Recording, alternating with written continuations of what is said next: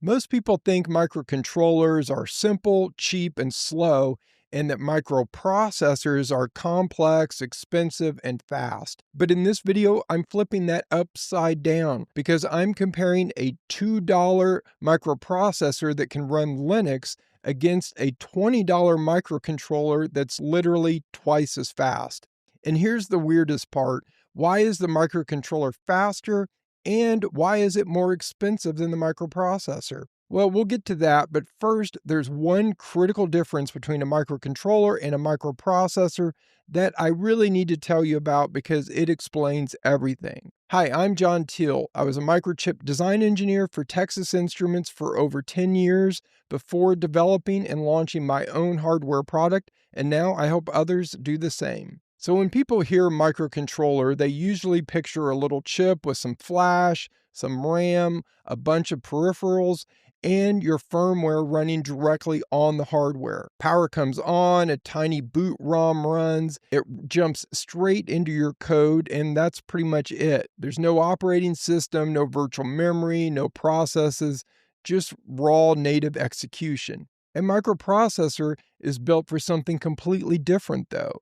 It's built to run an operating system like Linux. That means external or high-density RAM, a more complex boot flow, and most importantly, a MMU or a memory management unit. And the MMU is really the dividing line. If the core has an MMU, it can support virtual memory, process isolation, and everything that a modern operating system depends on.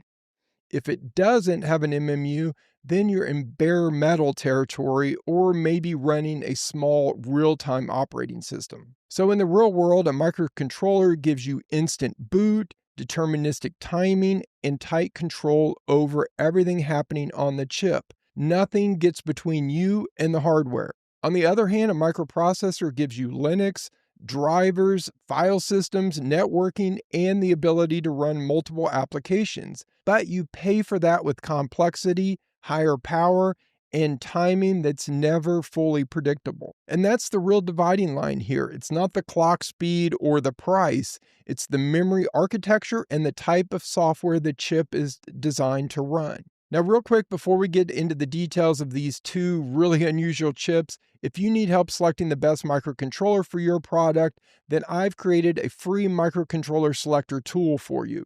It just asks you a few questions about your product, and then it recommends the best microcontroller specifically for you. The link's in the description below, or you can just scan this QR code.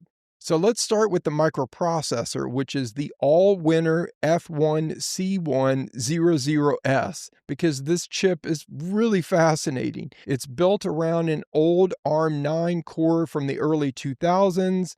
It's a 32-bit architecture, so not modern by today's standards, but still totally usable. The core runs at 533 megahertz, which is honestly pretty impressive for a $2 part. But the magic isn't the clock speed, it's the fact that it has an MMU and 32 megabytes of embedded DDR1 memory inside the package. And that memory integration is really what makes this cheap chip so feasible. If you had to route external DDR, deal with length matching, impedance control, and all the usual DDR headaches, nobody would be building a $2 Linux board. But because the RAM is packaged with the processor, the layout becomes ridiculously simple. Suddenly, you've got a tiny Linux-capable microprocessor that you can drop onto a straightforward PCB without advanced routing. That's where you'll find this all-winner microprocessor is in cheap handhelds, kids' toys,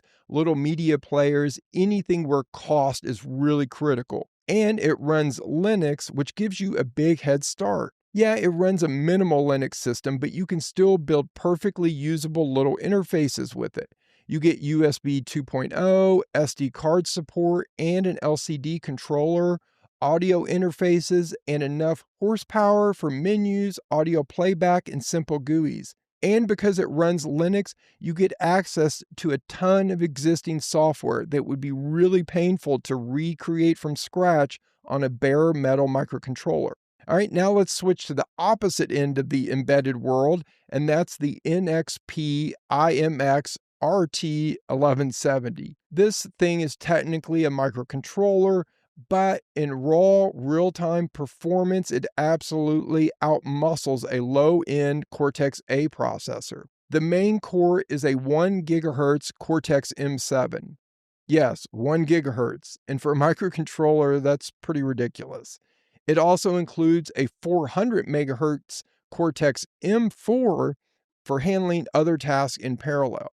This NXP microcontroller is around $20 for single units, and it approaches down around $10 if you order it in higher volume. But even though it's faster than the all-winner Linux microprocessor, it cannot run Linux, not a real version of Linux.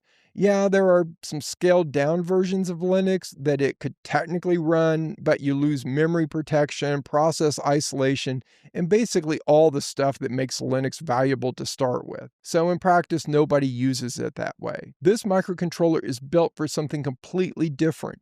Extremely demanding real-time workloads with very predictable timing. It has 2 megabytes of on-chip SRAM plus tightly coupled memory regions for each core, so the critical code can run with single cycle latency. You can attach external memory if you really want to, but the entire memory system is designed around consistent access times and high execution speed, not juggling multiple processes under an operating system like is true with a microprocessor. That's why you find this NXP microcontroller used in industrial automation, robotics, motor controller, instrumentation, audio processing, and advanced user interfaces where timing matters more than anything else. There's no scheduler pausing your control loop, no virtual memory creating random stalls, no kernel waking up to do housekeeping at the worst possible time. For example, if you tell a microcontroller to run this interrupt every 20 milliseconds,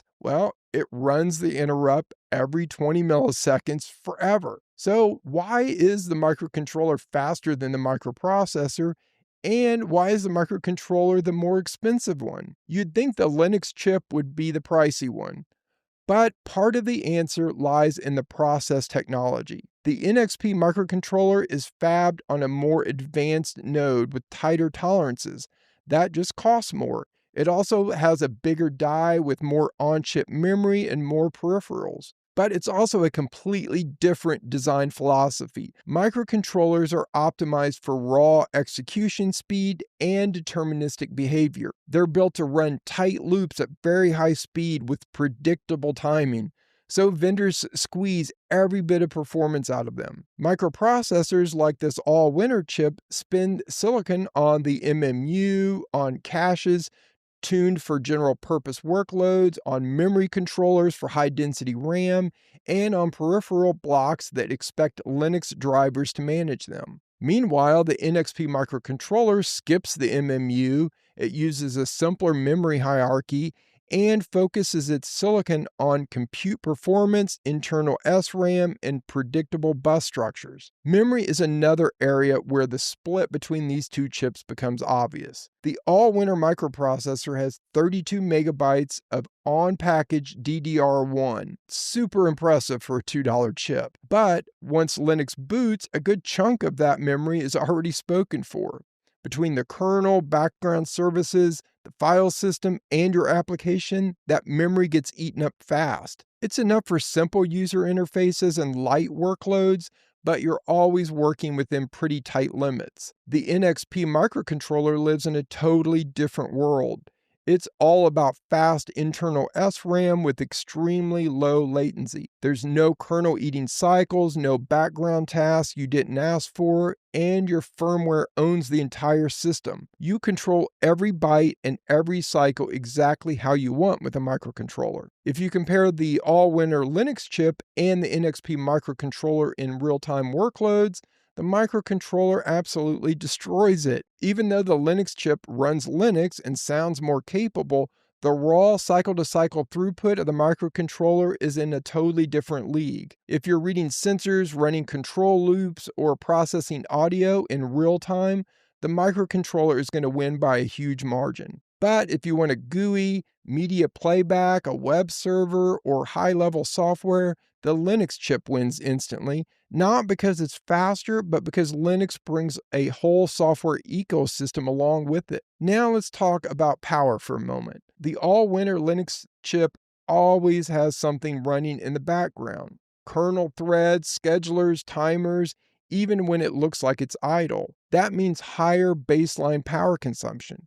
For anything plugged in, that's probably not a big deal, but for long life battery powered products, that idle overhead starts to matter. The NXP microcontroller, on the other hand, can drop into very low power modes and wake up instantly with precise timing. It's a much better fit when you need both high performance and long battery life, something Linux really struggles with. If you need help developing and launching a new electronic product, then check out my Hardware Academy. And if you found this video helpful, then check out this other video where I review some of the cheapest microcontrollers that you can buy today.